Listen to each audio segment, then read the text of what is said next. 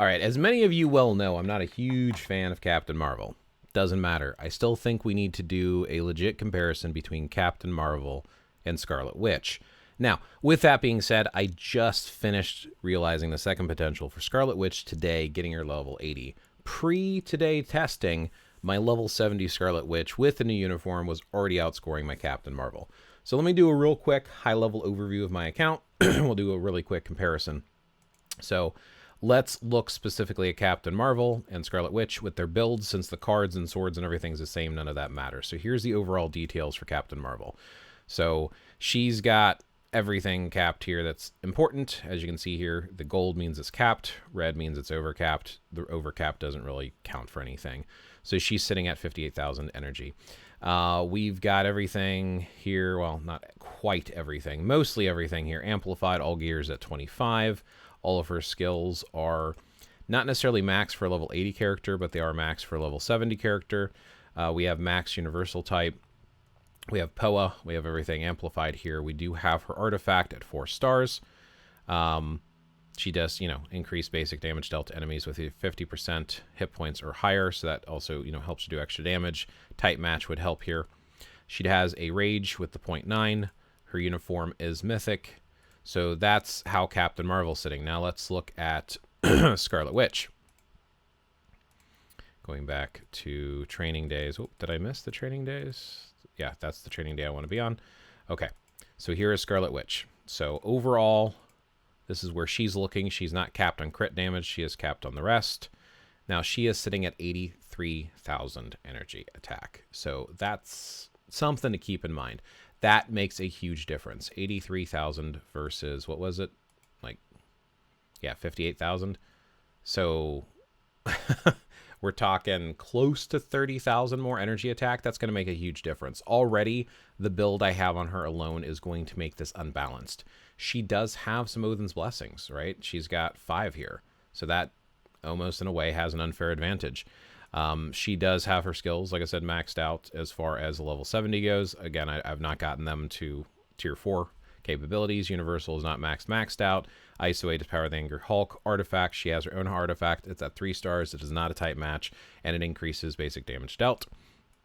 Custom gear also has a rage with a 0.9. Uniform is also at mythic. So already Scarlet Witch sort of unofficially has an unfair advantage. So keep that in mind when we're testing this. Now, I believe in both cases, we are going to want to use Captain Marvel or Scarlet Witch's leadership, self-leadership. Angela is going to work with both of them. For the case of Scarlet Witch, we want to give her Satana. For the case of Captain Marvel, I believe Phyla-Vell is going to be the best. That's who I've been using. The rotations that I'm going to be using for the characters are going to be slightly different as well. We'll go ahead and turn on the Striker attack. I turned it off because of Loki. When I use him in ABX, I don't like the Strikers to come in and kill the enemies because we want to gather them together for Loki. That's a separate story. So training mode. We're going to do one run with each. I'll tell you right now, on average, I know what I average for the characters. So Captain Marvel, I'm usually averaging about 11.5 million, but I'm going to go ahead and show you anyway. So the way that I do Captain Marvel is I'm actually going to do a team up cancel right away just for the first move. I do a 3 delay, 5 delay, 4, let 4 play out, and then I do a 1-2-1. And then I kind of rinse and repeat, and I squeeze in 6 after the 5 before the 4 every other rotation. But by starting out with a co-op 1, I can supercharge it for the second rotation. So here we go. So we're going to go ahead, do this co-op, cancel 3, 5, 4, let 4 play out. Like I said, 1, 2, let the fire drop, and then I'm going to do a 1. You can also save the 1 if she's proccing early. It doesn't matter. And I've already messed up because I forgot to slip in my 6 really quick as I'm trying to explain and talk. So sometimes I'll wait for the 1 if I haven't procced yet. If I already procced, it doesn't really matter. You want to try to keep your procs on as close as possible. But the 1 can start part of the next rotation again, just to supercharge stuff. So anyway, we're going to go ahead and here like this. Let the 4 finish. There is a slight delay on 3 and 5 if you can. I'll go ahead and use 1 here. 3, 5, 6, 4. There we go. That's what I wanted to do. Now I'm on track. Like I said, I want to give a fair run, even though I don't care much for the character. I just don't like the character design. It really doesn't matter why I don't like the character. It's not that she's a terrible character in the game. I'm just not a huge fan. She does extend the proc on rage, which is actually kind of cool. Not all characters do that. It's pretty much her and Rogue only, as far as I know, in the game that extend the proc for the rage proc.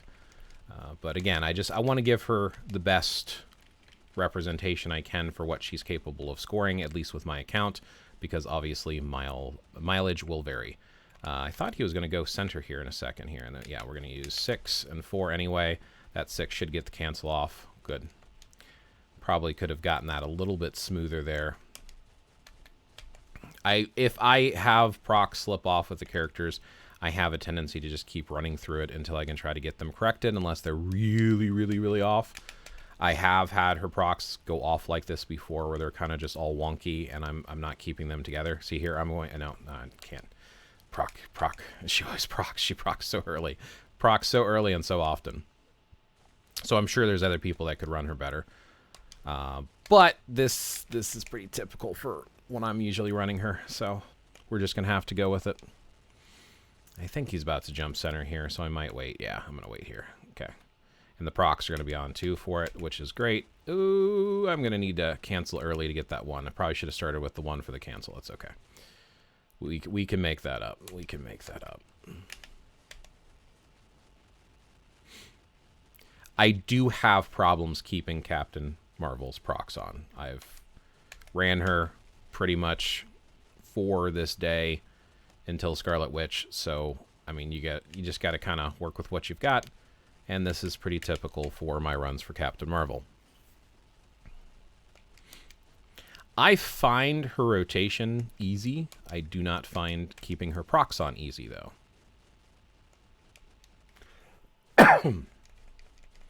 So here I go ahead and use that 1, but like I said, with the 6, I think we're going to get the cancel off in here anyway, so it doesn't matter. That's the way I prefer to cancel, is using the 6 like that if you can get them together. There's like a mild delay on the 3 and 5, like I said, for her raising up into the air and also starting to glow. I'm almost at the end, and like I said, on average I do about 11.5 million, which is actually, I'm breaking. This is probably one of my better runs. I mean, it's a solid run. It's a solid, character. Like I said, pretty easy to use, extends the proc and stuff. Wow. That's actually really good. So 11.9 million. Again, we're talking about 30,000 energy difference. So keep that in mind, please. That makes a difference when people are like, oh, which one's better? It's going to come down to your build. So if you have a better build on one versus the other, just keep that in mind. So I'm going in the wrong direction. I apologize. There we go. So now we're going to use Scarlet Witch's leadership, which already she has a higher leadership. Angela and Satana. Satana does have the artifact. Angela does have an insight. So both characters are able to run with an insight. But again, you just need to make sure you're using the proper team to give them the best go. Now with Scarlet Witch, I have a very interesting rotation. It's kind of like instantly canceling everything in the 4, right? So it's going to be 1, 5, 3, 2, 4. And I do that twice. And on the second one, I'm going to use my 6. Now, here's the thing to keep in mind when I'm using my 6 and when I start my rotation. When 5 has about 1 second left, that's my cue to start a full rotation. 6 is always going to be used when the 4 skill has 5 seconds left on the timer. So that's the rotation I use for her. And I don't know what I'm going to score, because at 70, I was scoring over 13 million, like 13.2 million at level 70. So let's see what she can do. Like I said, I kind of fast cancel everything. I let 4 play out. I'm going to move around, wait for 1 second on that 5. And then boom, like that. Wait till there's 5 seconds on the 4 right there, so I can get it inside the proc, like the last 1 or 2 seconds. And then again, I just wait for that 1 second on 5, kind of rinse and repeat. You're going to use your the 6 skill every other rotation. And I just keep up with this, and as long as you keep up with it, it ends up being pretty good. I think the highest I scored by the first roar at level 70 was like 7.5 million, which is actually pretty decent. I wasn't super impressed with her uniform at first until I started playing around with rotations, getting other people's rotations and trying them out. Obviously, if you have a different rotation, that's fine. This is interesting. She's going to score about what she did at 70 by the first roar. A little bit higher, but not a huge bump like I thought she was going to get from the 80. The 3 cancels, so just doing her normal rotation can usually get the cancel off. So I don't stress too much about trying to cancel on the roars as long as you're not starting a full rotation right before the roar. I don't like to wait because there's usually enough time for the skills to cool down to get an air rotation going on. And then I just wait. There we go.